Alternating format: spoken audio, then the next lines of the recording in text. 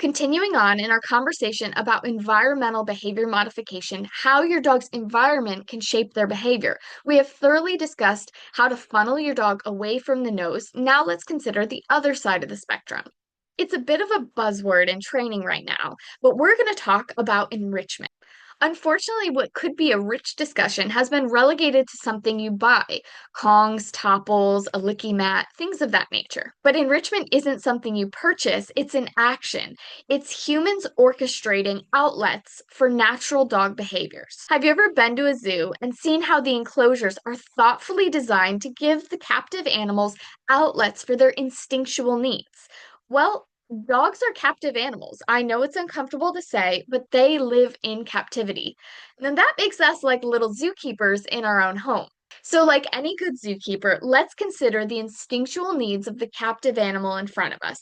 Dogs are scavengers, predators, domesticated, and in our case, Newfoundlands.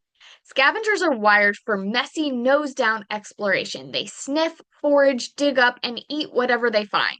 Does this sound familiar for your trash bandit or counter surfing dog? Now, if you thought talking about your dog as a captive animal might make you uncomfortable, wait until you hear about the predation sequence, which is innate in all predators. It starts with detecting, then stalking, chasing, grabbing, kill grabbing, dissecting, and consuming their prey. Domestication brought up two main features. One, dogs are social. They form friendships, associations, and comfort groups, but they are not pack animals. Did you know that? Your group of dogs is not a pack in the traditional sense. Dogs do not have an innate need for an alpha, whether human or canine, and they were bred for thousands of years to crave a partnership and connection with humans. If you ask your average person about the Newfoundland dog, they might describe them as a fluffy mastiff or a colorful Great Pyrenees, but they are very distantly related. Newfoundland's closest family are water spaniels and Labradors. You can better think of them as an oversized Labrador than a hairy Great Dane.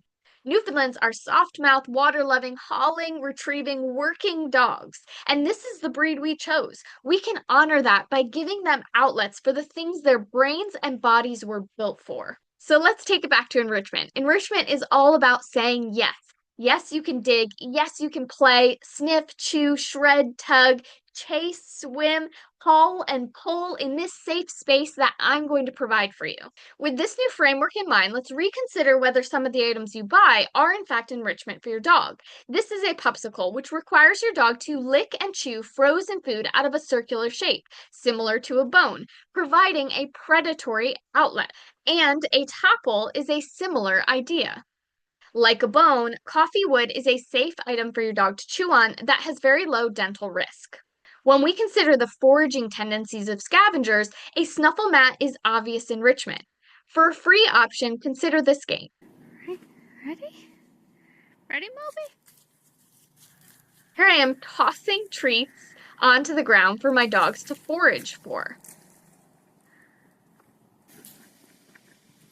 You can watch as their nose snuffle through the grass and leaves, finding the food. Soft mouth refers to Newfoundlands being bred to haul nets and humans out of the water without breaking any ropes or bones.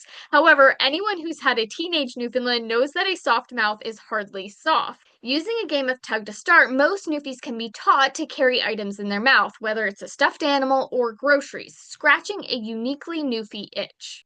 Here's Davy helping to carry some groceries.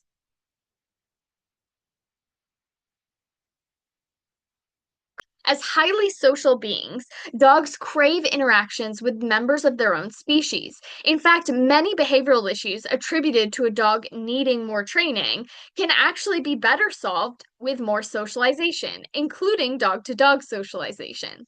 Some enrichment is direct. Many local butchers sell marrow bones.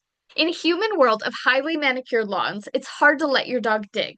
However, I highly recommend considering giving your dog the wonderful and free scavenger outlet of digging. For an inexpensive predatory outlet, especially good for dogs who have a lot of prey drive, I recommend trying a flirt pole. I love that my one dog here does a head shake. For Newfoundlands, I recommend not doing tight turns.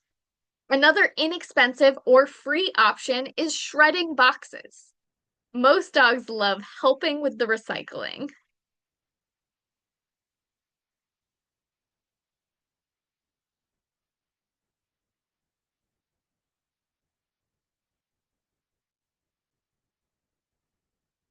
Remember, domestication is all about dogs craving a partnership with us. In this sense, agility can be wonderful enrichment.